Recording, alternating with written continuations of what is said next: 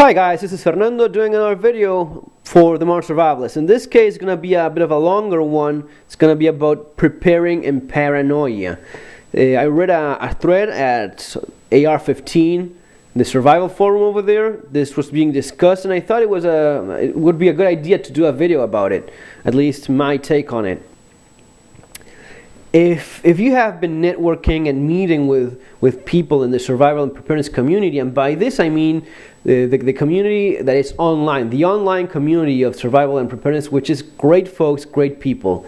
If you have been meeting with many of them, you soon see that there's really a huge difference between what's happening online and what's happening on the real world. In many cases, and this is something that you notice it quite fast, in many cases people that have interest in some of the aspects of modern survivalism, such as firearms or even hunting and trekking and camping and that sort of thing, or very interested in the gadget aspect of all this, but you really see quite clearly that the number of people that actually have a lifestyle that goes according to what would be considered modern survivalism integrated to their lifestyle, it's quite limited. Generally, people prefer to talk about stuff and not do as much, right? It's always easier to do so, right? Of course, unless circumstances force you to apply these things into daily life, sometimes people get complacent, get used to things being a bit easier. On the other hand, and on the opposite side of the spectrum, I suppose, you have people that go over the top. You have guys that are actually worrying about extremely unlikely events, and in many cases overseeing others that are much more likely. Maybe not as interesting. It's not as interesting to talk about keeping an eye on your weight and how much physical activity you're doing, in comparison to talking about zombies or talking about solar flares and electromagnetic shocks that destroy every electronic gadget in the planet. Those things are always more entertaining than some of the more mundane kind of stuff. But the problem, and here's where we start talking a bit about paranoia. The problem is when there's a disconnection between reality, or what it is, a possibility within a reasonable percentage, and what is so over the top. It's not only just a black swan, high impact, low probability event like a tsunami, like it happened in Japan, or something like that, but people concentrating on so unlikely events that it detaches them from reality. And in many cases, people end up suffering because of this. It becomes a problem, especially when the family, of course, does not go along with them. You have, again, on the opposite side, you have people that think of themselves as survivalists or preppers, and you ask their wives and they say, yeah, well, Steve has this hobby of his. He has guns and he has some food, and he goes shooting every once in a while, but it's better than just watching football or drinking beer all weekend. That sort of thing is showing you that it's something that a person in that family is doing seriously, but the rest isn't. And if it's your wife, if it's your kids, it's a chain is only as strong as the weakest link. If you are supposedly serious about preparedness, but your wife cannot keep a minimum stash of supplies at home, or your kids cannot close the door every time they go through it, then all your preparedness, all your firearms training and your awareness levels and all that, it just goes through the window. It really doesn't matter, because you're eventually, and this is something that I read in one, I don't remember the forum it was right now, but this guy was saying that he ended up going to sleep one day and there was a drunk kid sleeping under his bed. Apparently his son had a party or something like that, had left the front door open, and someone sneaked in. That's the kind of thing that shows you that if everyone isn't on board, then it's really very hard to keep a serious level of preparedness. But again, some people just don't accept the possibility of anyone thinking different, and people end up losing their families, their marriages, because the wife just isn't as much of a nutty survivalist as they are. Kind of a shame. I believe that in general, as in everything in life, there's an in-between and reasonable midpoint between those two extremes. For people that are doing it over the top, it is actually has very little to do with real preparedness. When you start detaching yourself from reality, you fail to notice the things that are real, the things that are more relevant, and that should really be getting more of your attention. All right, you start overseeing those and focusing on things that just aren't that likely. How hard is it? Because that becomes a thin line. It comes to a point where you're preparing reasonably, and going from one to the other is kind of easy when you're very much into preparedness. When you're in the wave and going along with it, how do you know when you're crossing the line between these two? Well, one of the good ways of doing it, and at least one good suggestion, is having two lists. Start doing two lists between what's likely to happen, the most likely events that are likely to happen in your lifetime, and the ones that have a greater impact. All right, and on either one of these, one of the first questions that you should be asking yourself is, has this ever happened before? Ever? Has this thing that I'm so worried about ever happened before? Has a solar flare already destroyed humankind as we know it? Right? I'm going to be doing, again, me and my little drawings, you know how this is, guys. Sorry for it. You have Earth here, and you have the evil sun throwing solar flares all day long and always trying to destroy us, right? How often has this happened? How often has solar flares destroyed your watch, your computer, everything that you know? Has it happened ever before in history? If the answer to that is no, then you should probably not be worrying that much about it, right? Understand it and learn about it, and understand that EMP, for example, an electromagnetic pulse that would have something of similar consequences. EMP destroying electric circuits and ruining everything that we've taken for granted in the modern microchip technology era, right? Is this possible? Yes, it is possible. It can be done, right? There's already technology to do this, to deploy this EMP, electromagnetic pulse, as a weapon and destroy electronics. Has it happened before much? Right? Well, actually not that much, not that I can remember. Maybe you have more information or something that I'm lacking or ignoring here. Maybe you know of a country that has been rendered back to the Middle Ages through MPE. Well, I mean, I haven't heard of that before, but if you do, just take that into account. Has it happened before? How often had it happened? Right? And then start thinking about things that are more realistic. How much are you waiting? Right? Taking a good look at that. Is your health in good shape? Are you in good physical shape? Have you taken blood tests recently? Going to the doctor, having him pinch your arm, having a blood test. How's your cholesterol level? Have you done any of that? Well, no, but I've been really busy worrying about these MPE things that I've been reading about all the time. Well, dude, you have like 100 pounds of extra weight and you have a cholesterol level that's going through the roof. Don't you think that you should be worrying about something else right now? No?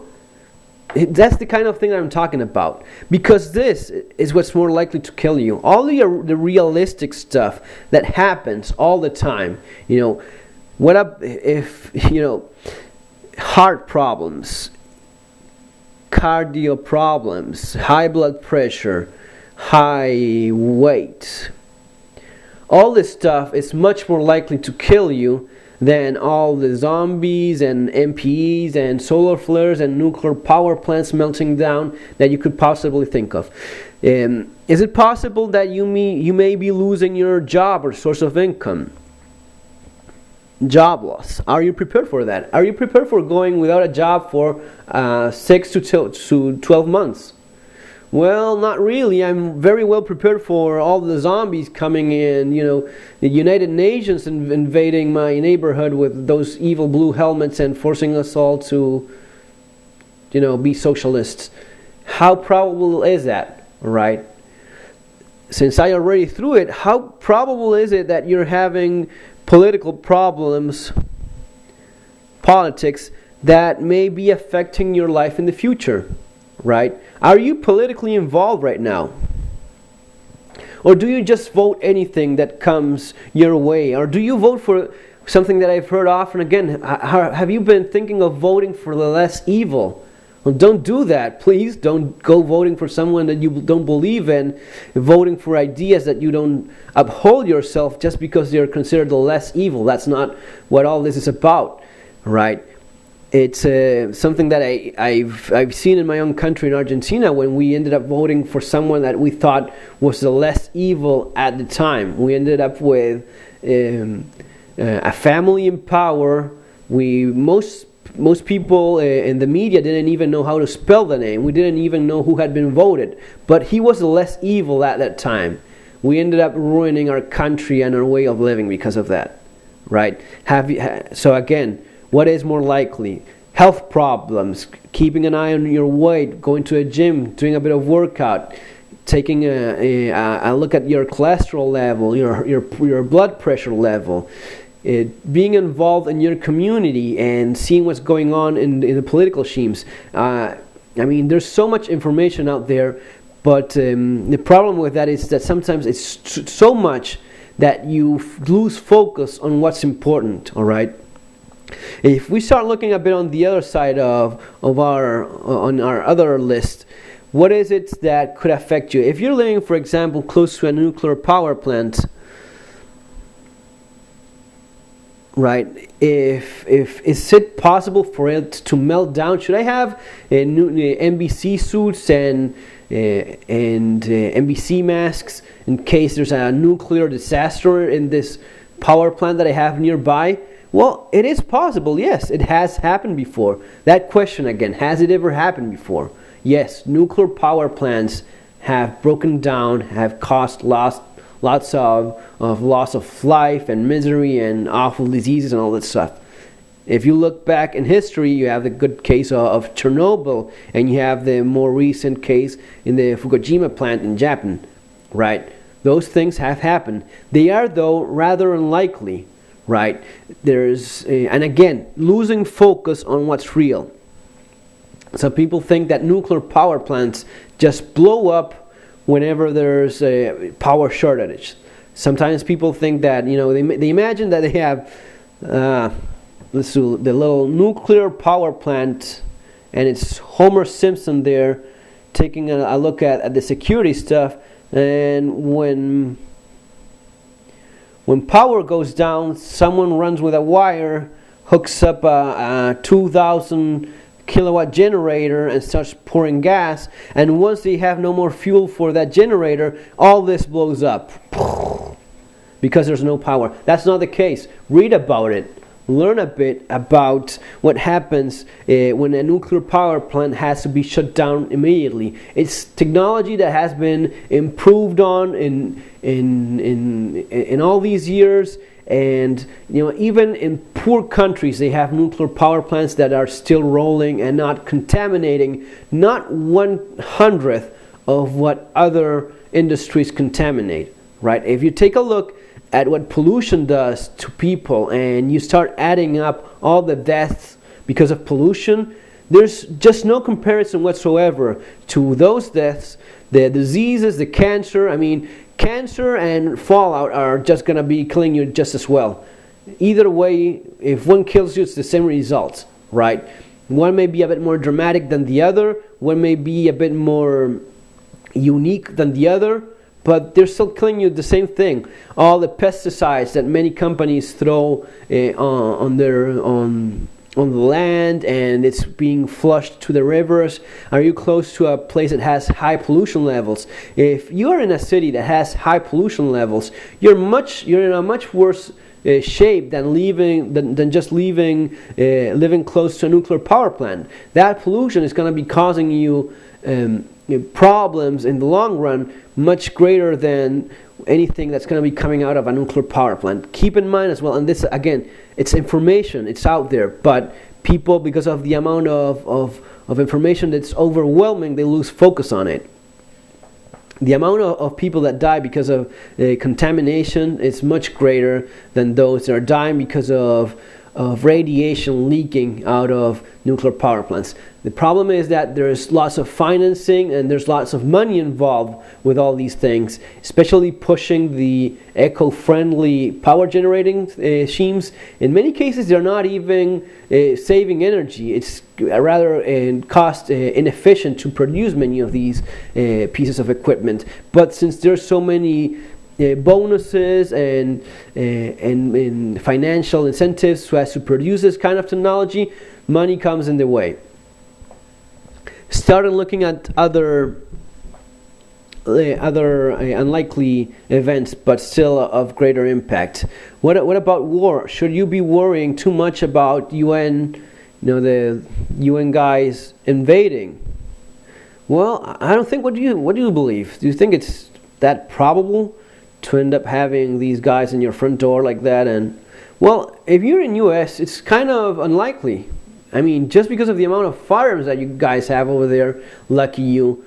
Just because of the armed population that you have, basically talking about anyone invading and occupying US soil it's really not likely. Again, if you ask the question, has it happened before? Have countries been invaded before? Right, yeah.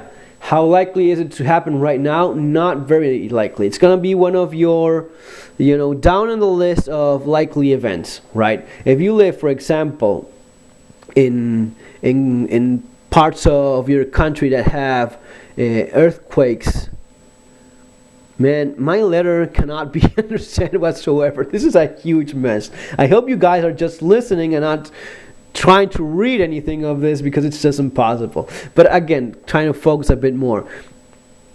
Your list will have those with greater impact but are less likely, and those events that are much more likely to happen. If you start looking at that, as again, you start seeing some things. For example, if let's say, are you likely to be a victim of crime, right? Crime.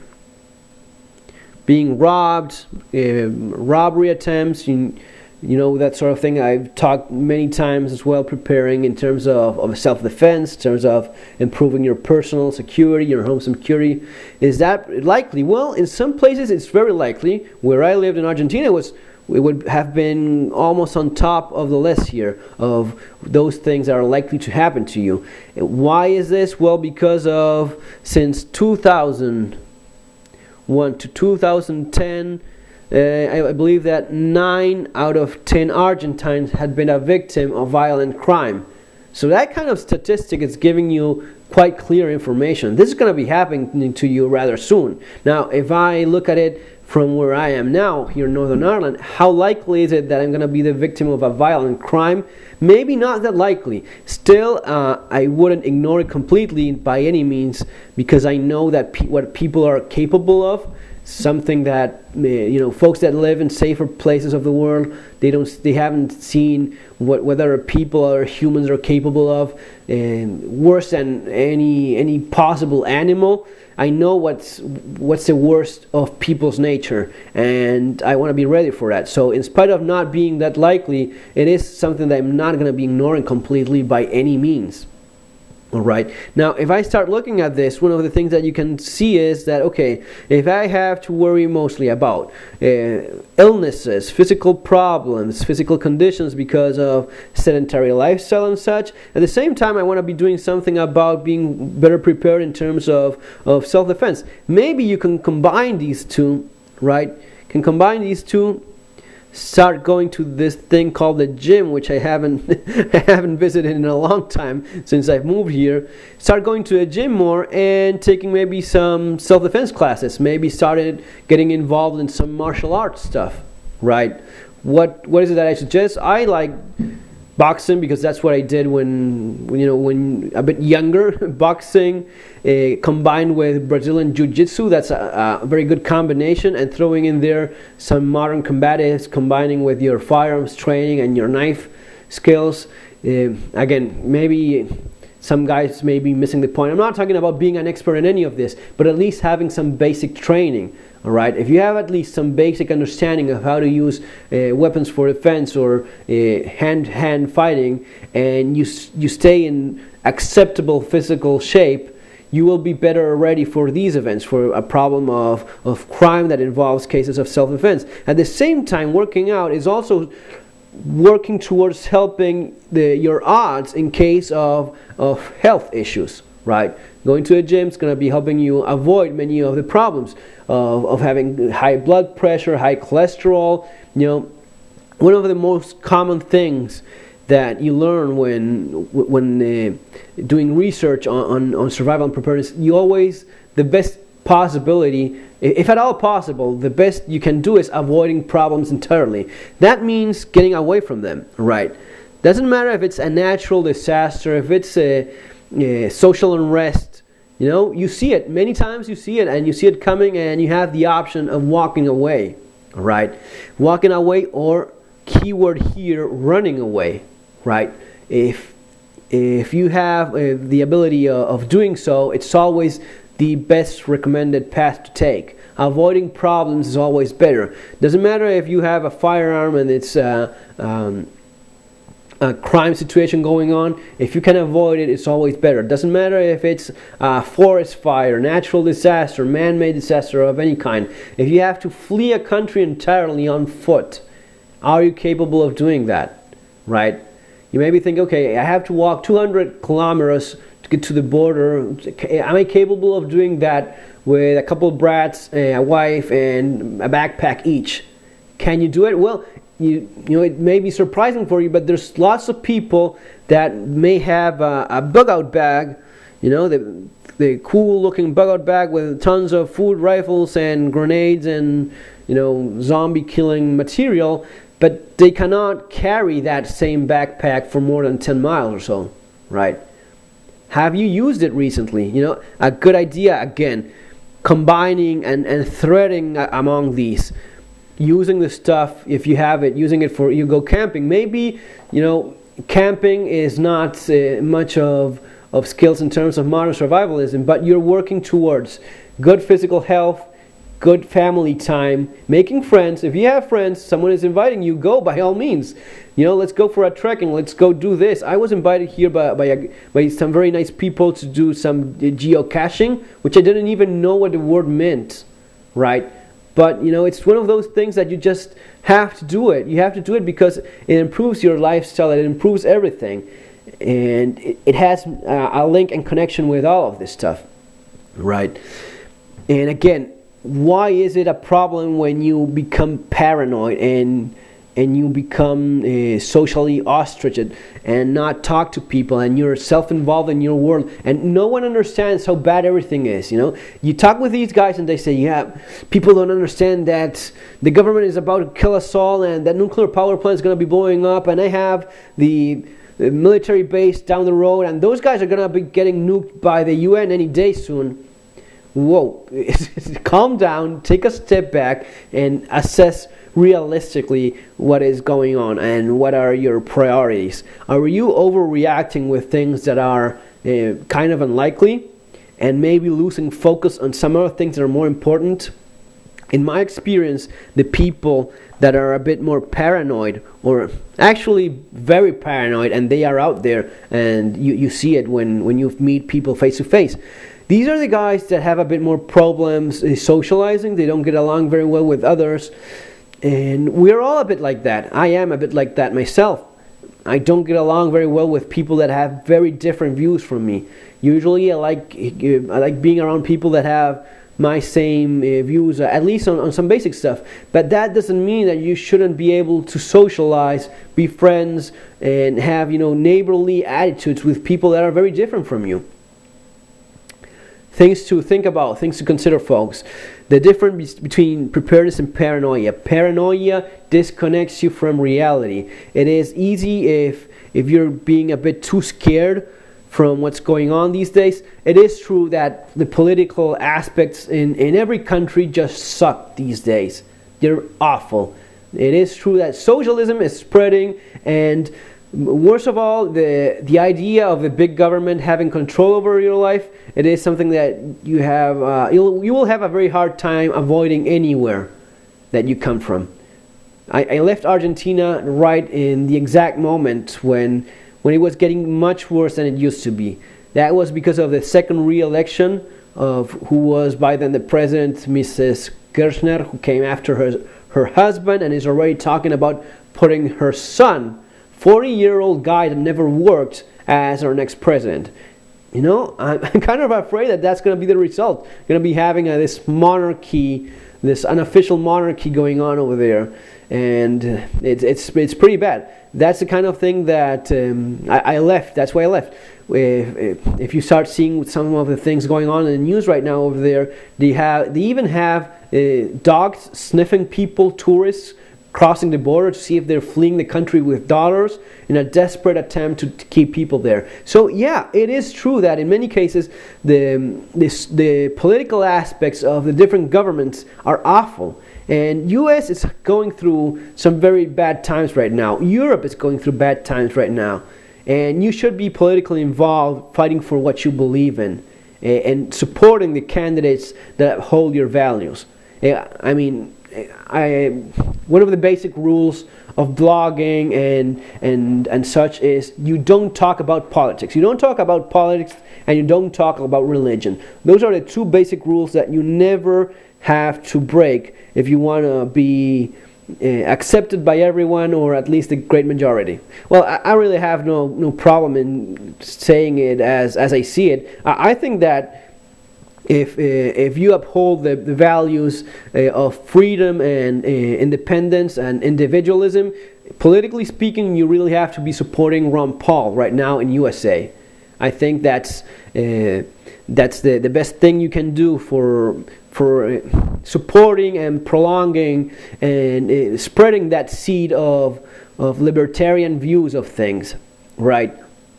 Maybe you think very different and you support someone else. That's okay. At least be honest with yourself. Don't go around thinking of lesser evils and lesser probabilities. Don't think about who's going to be winning or not. Just be true to yourself. That's one of the things that, at least from my perspective, in our case in Argentina, we didn't have any serious candidate at all. We didn't have any one of them. That's why sometimes it hurts when you see that in America you have the possibility of supporting someone that follows your same values, and people talk about voting for those that are more likely to win. I just wish we had that option. Maybe I wouldn't have had to leave my country as I did, if we had someone that was true to those values. Again, folks, it's interesting times to say the least, but don't get caught in all the paranoia. It's the disconnection with reality is going to be making you not see all the other things that are more likely. If you're worrying about zombies, solar flares, EMPs, or whatever it is that you're worrying about, and you're not seeing the possibility of sickness, of the unavoidable truth of you one day being old and having to pay for your own bills, because of what's going on politically and economically worldwide, the guys that will retire in the next couple of years, it's not going to be like it was 10 years ago, folks. It's not going to be like the senior citizens that you saw having a great time in Florida and Boca, wherever in those lines. It's going to be much harder. People will have to work more for longer periods of time until older age. You have to work towards that. if you're worrying about things that aren't that likely, and you're overseeing the problem of you having to pay for your bills at an older age that it used to be more common, then you're really not seeing the big picture here, right? Guys, just a few points here and there, and again, the importance of being realistically. Again, guys, the basic question: has this ever happened before? How likely is it to happen again? Then start doing your list. Because of your own personal situation, your own location, what it is more likely to happen. If you're human, you're going to be getting sick sooner or later, right? If you have, unless you're hugely rich, you may be having financial problems sooner or later as well. All these things, starting from what is more likely to what is less likely, and then some of the more unlikely events, which is more probable in spite of being unlikely, and which one isn't, and which one would affect your life the worst, which one would have a greater impact on your life. Folks, hope this all helps, and on my next video I'm going to be talking about getting started. Alright, now that we covered the difference between being prepared and being paranoid, what it is that you should be doing. This is something that I thought of because of an interview I did a few weeks ago with someone, don't remember the name right now. I had that feeling that sometimes when people see, alright, I'm going to be getting prepared, they don't know where to start. They start freaking out and just losing it because they don't know where to begin. Folks, if you're liking all this stuff, consider subscribing. Thanks for watching. Take care and see you on our next video.